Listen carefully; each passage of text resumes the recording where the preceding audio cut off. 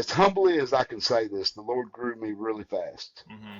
And I give all credit to God. I'm not going to take any credit for it because Mm-hmm. I still to this day scratch my head and go, how? I think it's by doing business the right way. But we went from 80,000 in a half year to 350 the next year, and then doubled that, and then a little more than doubled it. Eventually, we'll hit over that. I don't like talking numbers just because for me, Oh, it's I not get it. about the numbers. Yeah, Like, honestly, I would rather count the clients that I helped. sure. And Yeah. some people might say, no, that ain't true. I could care less about the money, man. Mm-hmm. We would much rather count how many folks we're helping. We all got bills to pay, and we got to make money. That is just part of it. Right. But at the end of the day, if I could tell you that I like the fact that I got 5-year clients better than I got growth in my numbers financial wise, I would rather tell you that I like the fact that I got my 5-year clients. Mm.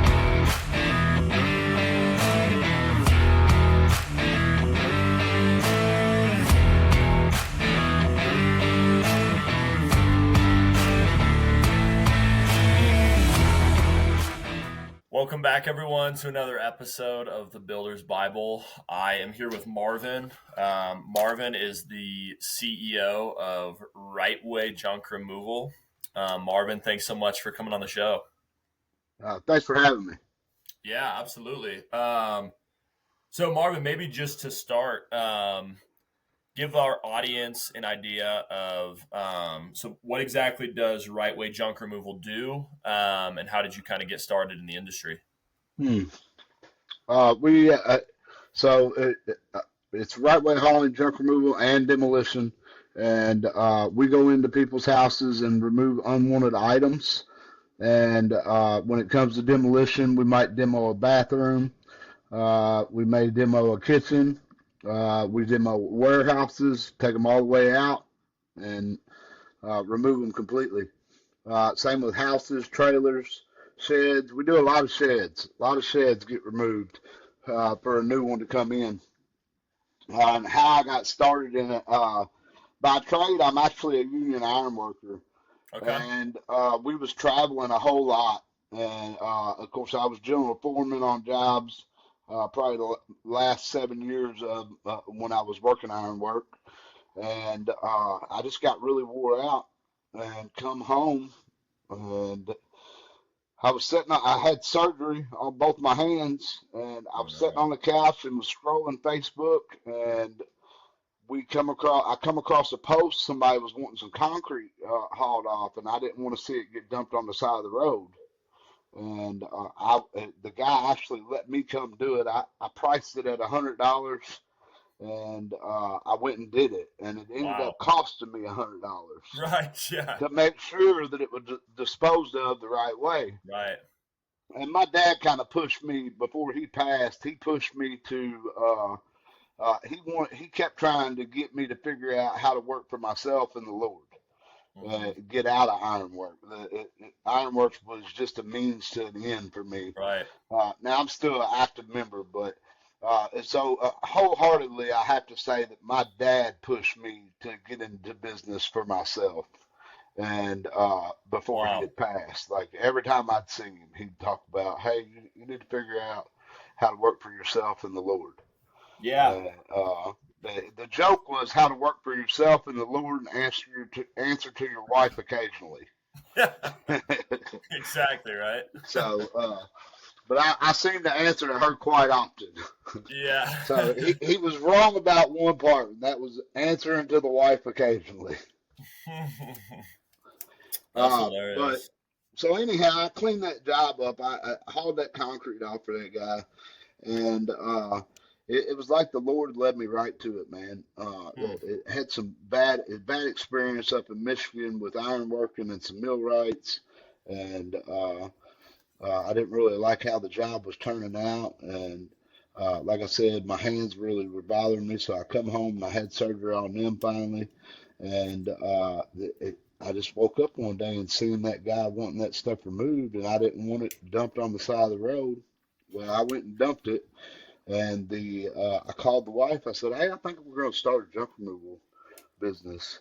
And there was no flack at all. There was no question. Really? I said, "I think this is where he's wanting me to go with it." She said, "I 100% support you." Wow. And I think that she was so on board with it because we had been married, I think, 3 years, maybe 2 years. I'm not going to say the exact, but she seen the travel and the toll it was taking on me. I mean, I was seeing my babies in a motel room. Yeah, And, right.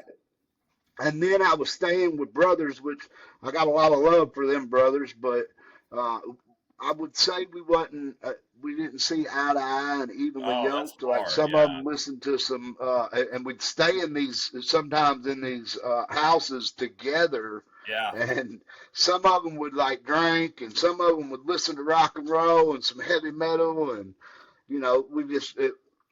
different walks of life. So it made it really hard because I don't listen to that stuff, and I don't drink, and Right. so it was pretty tough living out of a suitcase and having to see your wife and your newly Yeah. married wife Imagine. Yeah. and your baby in hotel rooms and houses with other men in them. So Yeah. the Wow. that Sorry. that's where it come to. I come home and he put me doing junk removal, and I ain't looked back since. Man, that's so cool. So when I guess maybe to give our audience an idea of how big the company is, and I guess when it started. So what year did you start the company? Uh, During COVID, What's that? 2020, during COVID.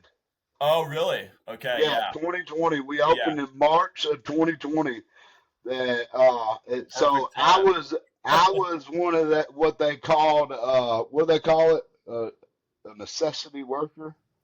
Uh, Oh, yeah, yeah, yeah. I know exactly what you Not a mean. necessity Yep. worker, Uh but huh. it was okay for me to be at work, but not other Yeah, people. yeah. I know exactly what you mean. Yeah, I'm blanking on Priority. what Or, that is too. Yeah, I forget.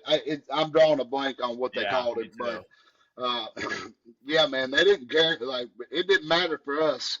They definitely wanted us hanging iron and putting up conveyor belts in Chevy and all Right. the Ford plants. The automotive plants didn't shut down for COVID. Yeah, yeah. That's So hilarious. yeah, March of 2020. Okay. Uh, that's when I got my LLC, and we kind of it kind of started beforehand, and I remodeled the daggone bathroom, and I hired some subs, and uh, so it was right way property preservation. And the sub come to me in the middle of the job and was like, "I want this amount of money," and I'm like, "Man, that ain't how I do business. Yeah. That's that you do your job and we pay you for." And I didn't see it, but in his contract it stated that he could get so much money. So I had to foot the bill for this client that I had hired him for. And after that, I got away from bathroom remodels. Mm, So we stick to what we know. We do demolition, we're good at it. We do junk removal, we're good at it. yeah. Uh, uh, the so anyhow, that's how it went from property preservation to junk removal. Yeah. Uh, Okay. and I don't like asking clients for money up front. I still to this day don't. But now anything over $3,000, we ask for a percentage up front, Yeah. Yeah. You got to. just to cover, even if it's just to cover the labor and whatnot. Right. Totally. That's awesome, Marvin. So, how many people work beneath you? So we're seasonal. Okay. I wouldn't say beneath me because I operate on a level playing field. I'm part of the team Love just like the that. rest of the guys. So Yeah. that's just how I run my business. But Totally. 7 to 8, Okay. given the time of the year. Okay. Sometimes more, like snow season. we may gear up with 30 people. Okay. It just depends on how bad the snow is. Uh-huh. Okay. Got it. So with that being said, I assume then there's parts of the year that y'all are doing really well, and there's other parts of the year where you just don't have quite as much work. Is that kind of how that works? Oh yeah, yeah, yeah. It's definitely weather permitting, and school can play an effect on it. Kids going back to school, wintertime plays an effect. There ain't too many people that want to do springtime cleaning in the winter. Mm-hmm. So so all that plays an effect, or it takes part in whether we're busy or slow. Mm-hmm. Whether the kids are going back to school, I watch it kind of slow down for a couple weeks, and I've gotten used to it. In the past 5 years, I can kind of tell why we're slow, Mm-hmm. and then I can tell when we're going to pick up. But so I track my KPIs pretty well, I would say. Okay. Yeah. Speaking of KPIs, I wanted to talk about tech a little bit. Um, so, are y'all currently using AI within your business? And if not, do you guys plan to? We use AI in some senses. The like marketing definitely uses it. Hmm. I know for a fact my marketing guy for Facebook uses AI. Yeah. I personally I don't use it a lot, Okay. but I'm not against it. Uh, I like to be original and authentic, and I find that I do better business when it's me doing the business and Right. not a computer generated response. Yep. Yep. Yeah. That makes sense. Is there anything in your day to day within your business that, if you could wave a magic wand and AI could solve it, that you can think of? Hold on, Trying to know some of the, well, run I'm that just trying back to to me, Chase. understand some of the challenges within your day to day in this industry. And I can imagine there's probably a few things that y'all have to do on a day in and day out basis that probably no one really wants to do, but it's just part of the job. Is there something like that you're like, man, if AI could just solve this, that would be awesome? I would say uh, no, no, no. I don't think your computer can solve my manual labor problem. Yeah, okay. So for the manual labor part, you need a robot. Yeah. Uh, uh, no, I like to keep the men in place. Yeah. I don't want to replace them with a robot. No, that makes a lot of sense. What are some things that are going well in your business, and what are maybe one or two things that are been kind of challenging? Our numbers are up, Okay. uh, but I would say that this year has looked really different. Hmm. And I don't know if it's because of the change of power up there in Washington or what, but we still got a growth. We got a growth, but we're not Hmm. seeing the growth that I was seeing last year and the year prior. Does Hmm. that make sense?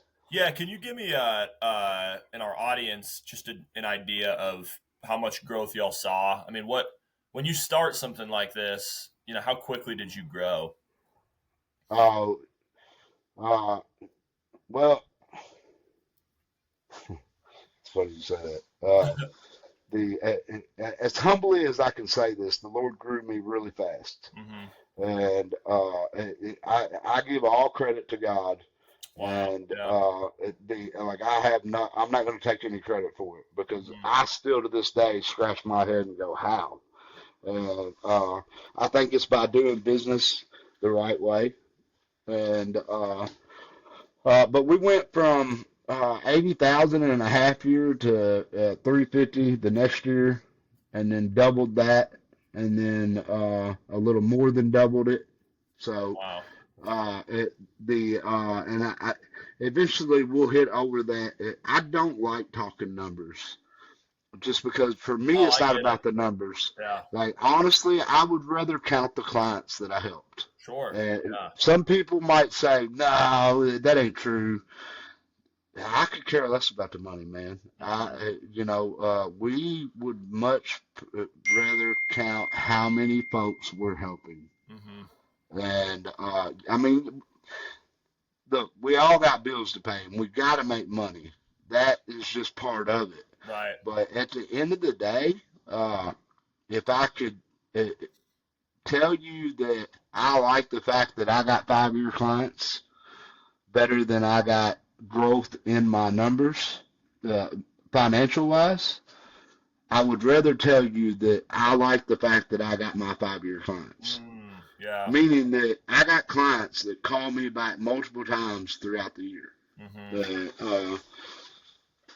So for me, yeah, that is more important than the growth in numbers Mm-hmm. Wow. That's so because good. it'll sustain my children. When I started this thing, I said it ain't about the number for me. It's about I want you calling my kids when I'm dead and gone Yeah. to come do junk removal. Right. That's so cool. So You want to start something that will last. yeah. Mm-hmm. Yeah, that's amazing. Well, Marvin, maybe tell us a bit about Rise Up Kings. I know we were talking about it a little bit before we started. So, how did you hear about Rise Up Kings, and what kind of impact have they had on your faith and your life? Share a little bit about that. Uh, my pastor, first, I actually heard about it from a client. Oh, really? That yeah, I kind of like just brushed it off and was like, I was busy at the time, and the client mentioned it to me and was like, man, you would really like this. And I want to go back and find that client's name because, like I said, at that time I was busy and I was putting work on the schedule and I was making sure that work was getting done and I wasn't Yeah. really focused on me being off much as me getting work done. Uh, uh, so then, maybe 2 months later, my pastor goes through I forget what they call it for the pastors, but Like seminary or something? no, no, I can't remember what it's called, but Hmm. there's one for the pastors. Me and Andrew went through the refinery. Oh, really? Well, Okay. yeah, it's called that's what Ruck is for us. Okay. So anyhow, he gets off the plane, and I was the first person they called. He was like, "Dude, you got to go do this. Mm-hmm. 100%, you got to go do it." And me and my wife looked at it, and we looked at the videos, and we kind of dissected it. And I explained to her that some of it didn't pertain to me, Yeah. but some of it could pertain to me and could help me better myself. And she was all for it. So we signed up. It's coming up on a year anniversary for us. January 21st of last year is when I showed up. And as far as the impact, faith, family, fitness, and finance, they helped me kind of put it in order, Mm. if that makes sense. And my fitness has never been better. Wow. Mine and my wife's relationship has never been better. Oh, wow. That's And so cool. like we can talk to and communicate. And I can say on my part, I communicate better, and my Mm-hmm. wife has even communicated that to me. And same with it when I get aggravated with stuff. She told me a couple of weeks ago that I don't stay aggravated. Mm. Wow. Uh, Okay. uh, so that's a plus. The As far as the brothers go, we actually have our group that was Charlie, and we communicate day to day through Seriously. text. Wow. Okay. Yeah, there's 13 or 15 of us Wow. in our group, and we communicate daily. Like we talk all day long. Mark sends prayer, and I send pictures of fitness at the gym, and I send scripture, and the other guys, we're back and forth. We're communicating all day and helping each other Wow. and bouncing stuff off of each other. So, of course, I was a smoker when I was there, and I left the cigarettes there at the foot of the cross, January 25th, before I come home. So God took him from me. Mm, Ruck had a part to do with that too, because me and my wife was talking about me and masterminds, mm-hmm. and I did the math on it, man, and I actually went out. This was the day we were coming back, and I went out and I was doing my exercises. And mind you, I never exercised in my life. Right. Like Yeah. I was the guy that wanted to look at the girls and smoke cigarettes, Yeah. and had my Really. hat on backwards. Yeah. So I went out, man, and I smoked a cigarette, about a half a cigarette, and I called one of our brothers that's in the Charlie group. I was like, man, will you come down here and pray with me? And he come downstairs to pray with me. We went out by, I found a really nice, peaceful, serene place. We went out by the creek behind the hotel, and I laid them cigarettes down there, man. And I mean, just, and I know Alex wouldn't mind me sharing this, but I was like, you'd have thought that I was given the best thing that ever was given to me by God Mm, to him. I was in tears, and man, I got on that plane, and God removed the desire for me to smoke. Right, and mm. I've smoked since I was 13 years old. Wow. So, Really? and Okay. when I was when I showed up to Ruck, I was 5 packs a day, My gosh. Wow. and How many he are in took a them pack? I'm trying to remember. 20. 20. Okay. So about 100. So yeah, Yeah. that's a lot. Wow. Oh Dang. yeah. Yeah. But yeah, no, he took the desire from me. Like I have not desired to smoke a cigarette since I've been home. Man, oh man. And How long has this been now, Marv? January 25th of this year. Wow. Congrats, Yeah. man. That's so big. Yeah. So yeah, we got a lot out of it. I'm going back to the Forge Mm-hmm. February 2nd. So looking forward to that. They've helped me. It's helped me business wise, kind of refocus and realign.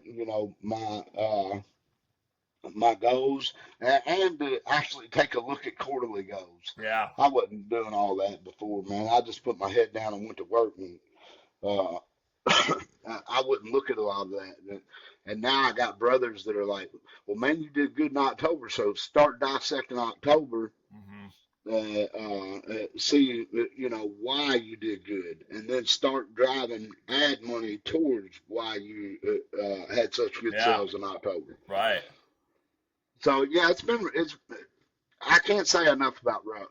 Mm-hmm. And then, like I said, my favorite part's the fitness. I'm really big into fitness, and I wasn't before, but I love it. I'm up at 3:30 a.m. every morning, and I put 2.5 hours into the gym, Mm-hmm. and then I come here and take care of the babies, and then I'm off to work. Wow. So Yeah. Yeah, because I was gonna ask, being a CEO and just I can't imagine how much you've got going on with the business and stuff. What are have you found some good ways to kind of balance, being a husband and a father and also working? And there been some challenges you've kind of faced with that as well? the but yes, Ruck. Uh, uh, and even still, my wife will have to get me to slow down sometimes because I get caught up. None of us live perfectly, but Mm-hmm. uh, I can say that by adding my manager, which is my nephew, he operates right way just like I would. Okay. So that has given me more time for fitness and family. Yeah. So that makes it a little easier. But uh, none of us are ever going to do any of it perfectly. Right. Yeah. Yeah. Man, isn't that the truth? Dang. Yeah, that's helpful. I know because Andrew and I talk to a lot of business owners all the time, and one of the themes you hear is a lot of guys are just balancing like I've got to give so much to my business, but I also want to be there for my wife and my kids, and so how do I make time for both? So yeah, it's interesting to kind of hear different perspectives on that. For me, man, it's employing the right people. Yeah. The people that, and it took my nephew a while to get it. So my Mhm. nephew started with me. He left me. He come back. He left, and then he came back. And this Wow. time Okay. it was like, and he went. I sent him to the Crucible, Hmm. and the that's for the younger generation for Rise Up Kings. Oh, really? Okay. Yeah, I sent him and another one of our guys that is, I would say he's second in command. Yeah. Okay. So we sent him and Terry to the Crucible. We're all on the same playing field. Does that make sense? Yeah. Absolutely. So, if one of us falls short, the other one's picking it up. But 90%, 96% of the time, we all know how we're operating. That Hmm. make it so that in itself has made it a lot easier to be able to be at home and wash clothes if Liz wants me to wash clothes and go pick up the girls or take them to a baseball game. If this was 3 years ago, I would have been scratching my head trying to figure out how to take my daughter to a baseball game. Yeah. Yeah. And then me and Liz would have been bickering back and forth about I never make time for the babies Yeah. or her. Right. Uh, uh, so yeah, no, it's and I did fish a lot and I did hunt a lot, and I don't do that anymore. Hmm. Uh, I mean, I still like to fish and I still like to hunt, but I don't do it excessively. If that Yeah. makes sense. Hmm. Totally. Do y'all do you guys work with virtual assistants at all? Have you heard of that? I have. Andrew's offered it to me before, but like I told Andrew, I like the personability that my company offers right now. Yeah. Eventually, though, like I can see a need for uh, what Andrew offers. Hmm. Reason being is because eventually there will be a need Hmm. because there'll be that many calls coming through that I'm gonna need somebody to do it. Totally. Yeah. Uh, uh, so yeah, eventually, yeah, I can see a need for it. But right now we're uh, we are still, even though we're 5 trucks deep and uh, 5 teams deep sometimes, we're still that uh, good personally owned business. Like Sure. I'm not a franchise, Yeah. and a lot of people like that we're not a franchise Right. yet. Yeah. So Okay. and we're driving towards that. So I'd say when we get to franchise, yeah, we're gonna have virtual assistants. Yeah, that'll make sense. Yeah, they're a game changer for sure. I mean, especially I've the I've got a few that do a lot of things for me throughout my day, scheduling and paying invoices, all sorts of things like that. So they Yeah. are very clutch. Well, Marvin, this has been fun, man. Any kind of last thoughts that you want to share? It could be, a piece of advice. It could be words of wisdom, something about sports, whatever you're interested in. I ain't a sports guy. I would say Jeremiah 29:11, bro. God plans to prosper us and give us an expected end. And put God first in everything you do. Your family, your business. That's the reason the 4 pillars are the way they are. It says faith first, family, fitness, and finance. Now you can tie faith into all of them, but you can't tie all them in without faith. Mm, Uh, that would be the advice that I'd leave anybody with: is put God first in everything that we do. mm, that's awesome, man. I love it. Well, Marvin, thanks so much for coming on the show, man. This was a lot of fun. Hey, appreciate you guys. Yeah, Look forward to seeing you guys soon. yeah. Stick around for just 1 second, Marvin, but thanks for watching the show, everybody.